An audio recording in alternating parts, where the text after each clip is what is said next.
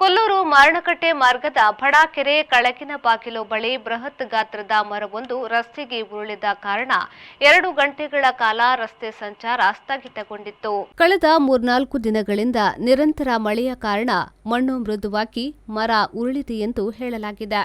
ಸೌಪರ್ಣಿಕ ಹೊಳೆಯ ಪಕ್ಕದಲ್ಲಿರುವ ಈ ರಸ್ತೆ ಹಲವಾರು ವರ್ಷಗಳಿಂದ ನೆರೆಪೀಡಿತ ಪ್ರದೇಶವಾಗಿದ್ದು, ಸೇತುವೆಗೆ ಸಂಪರ್ಕಿಸುವ ರಸ್ತೆಯ ಅಕ್ಕಪಕ್ಕ ಇನ್ನೂ ಕೂಡ ಸಮರ್ಪಕವಾದ ಬದ್ಧತೆ ಮಾಡಿಲ್ಲ.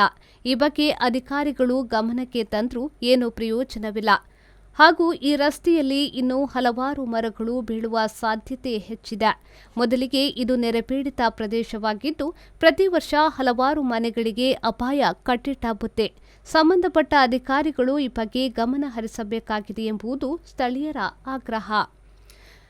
ಈ ಸಂದರ್ಭದಲ್ಲಿ ಗ್ರಾಮ ಪಂಚಾಯತ್ ಸದಸ್ಯರು ಮತ್ತು ಸ್ಥಳೀಯರು ಮರವನ್ನು ತೆರವು ಮಾಡಿ ಸಂಚಾರಕ್ಕೆ ಅನುವು ಮಾಡಿಕೊಟ್ಟರು.